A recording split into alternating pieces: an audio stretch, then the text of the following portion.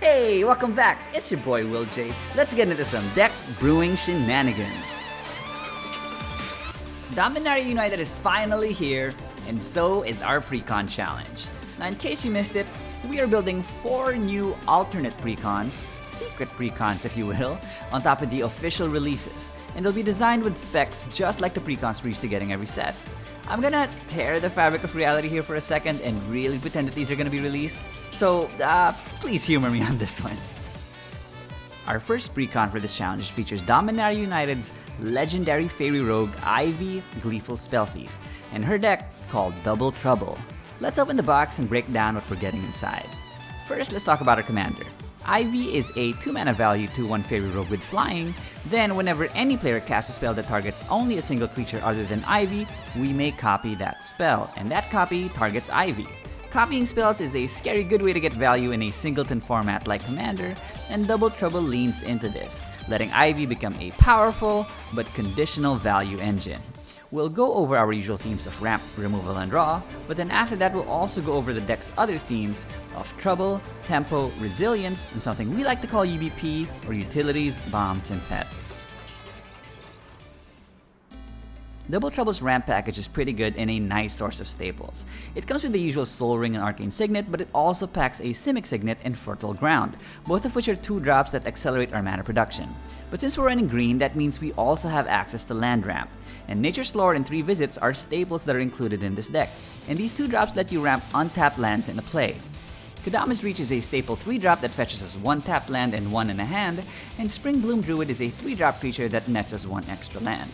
Growth Spiral is an instant that draws us a card and puts any land from our hand into play, and Joint Exploration is a new card from DMU with a similar effect, but with a Scry 2 attached to it.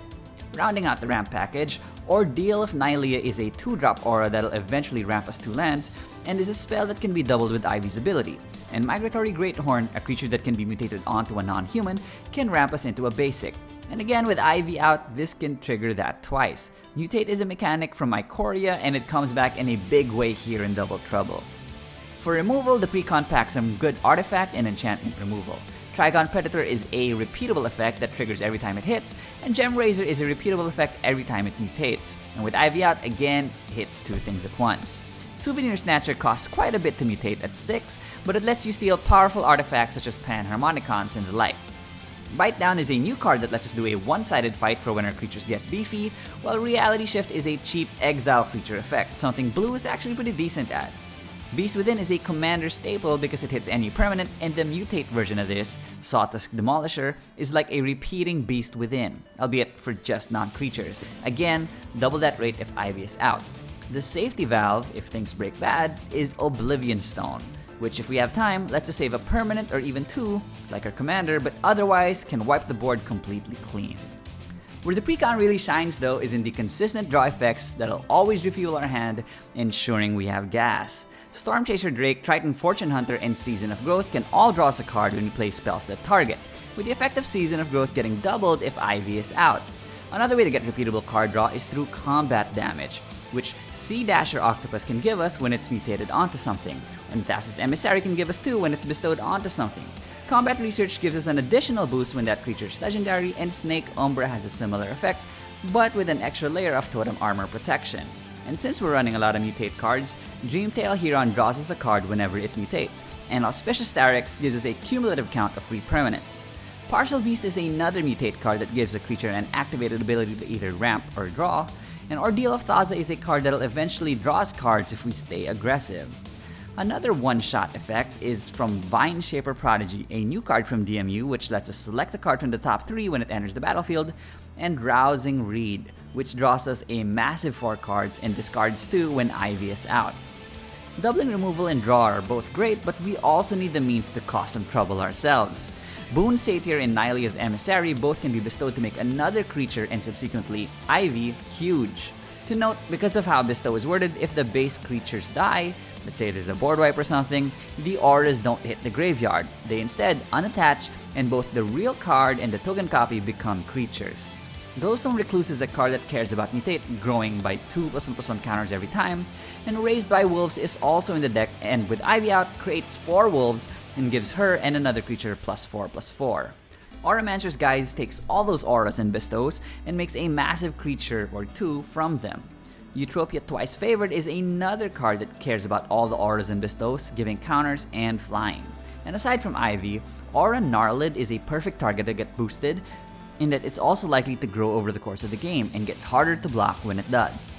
Hero's Heirloom is an equipment that boosts power and gives Ivy haste and trample, and Cetessan Training also gives trample while being a cantrip whose effect can be doubled. Eldrazi Conscription is the chase card in this precon and one of its finishers, and just in case you missed it, it gives trample as well. Of course, it does other slightly more powerful things like giving +10/+10 and Annihilator too, but that trample though. Alright, all that trouble means the precon is going in the direction of a more Voltron/go tall strategy, and controlling tempo helps us get in by keeping our opponent's defenses off balance. Wave Crash Triton taps a creature down whenever it's targeted, and while tapping down doesn't seem impressive because it doesn't quite permanently remove it, missing one turn cycle can feel like an eternity when it's a 4-player game. Archipelagore is the mutate version, tapping down multiple creatures at once, and Junkwinder is great for when Ivy is out because each token we create from her ability taps down any non-land permanent for a turn cycle. Pouncing Shore Shark is a flash mutate card that bounces an opponent's creature back to their hand, which, if they've invested a significant amount of mana in casting like a high mana value creature or something, can make them feel like they just lost a turn. And Octopus Umbra taps down a blocker when enchanted creature attacks, which helps in getting in, while also giving a huge base power toughness boost, plus totem armor. Relying on auras and mutates opens us up for potential blowouts, and so the precon packs some resilience to counteract that. We mentioned Octopus Umbra, but Boar Umbra and Bear Umbra also give totem armor, protecting the key piles we are creating from wipes and targeted removal. Shielding Plaques and Creator's Ward give hexproof, also protecting from targeted removal, while Shore Up is a new instant that also gives hexproof. Since these all target, having Ivy around gives us an extra copy of these spells too. Now in case we don't draw these in time, Timeless Witness returns any card from our graveyard to hand, and the effect of which can be repeated if we eternalize it later on. For UBP, we're given a couple of cards that support Ivy in making copies.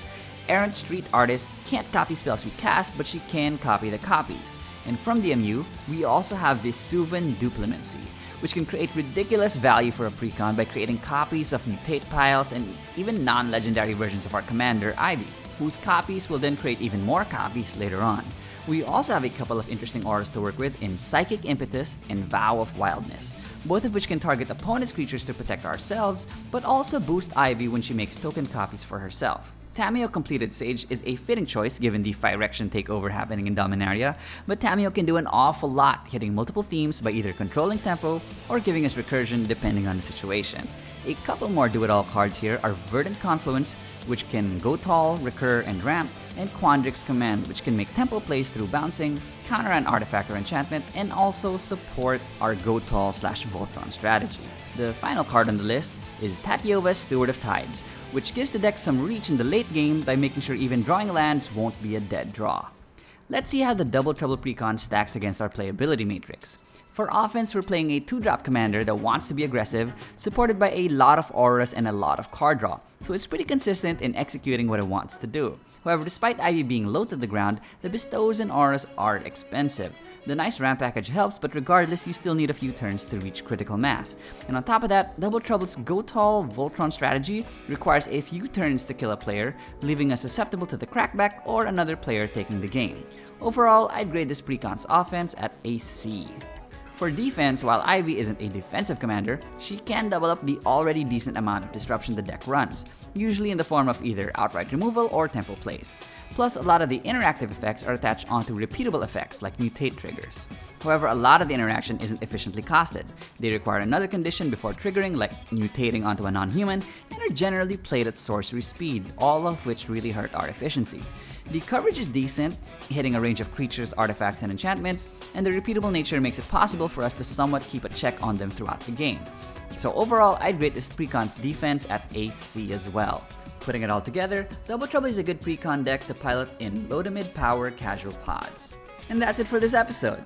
Double Trouble is the first of what will be 4 Precon deck reveals. The full deck list of this one should be available in Moxfield, the link of which should be in the description down below, and you can follow me there as well. If you found this interesting, then tap that like button and make sure to subscribe and hit the bell because we'll be unveiling more Dominaria United secret Precon decks in the days to come. The deck guidelines, if you guys are curious, they're found in the previous video, and I swear I'm trying to get these out as quickly as I can. And with that, stay inspired, friends, and I'll see you next time.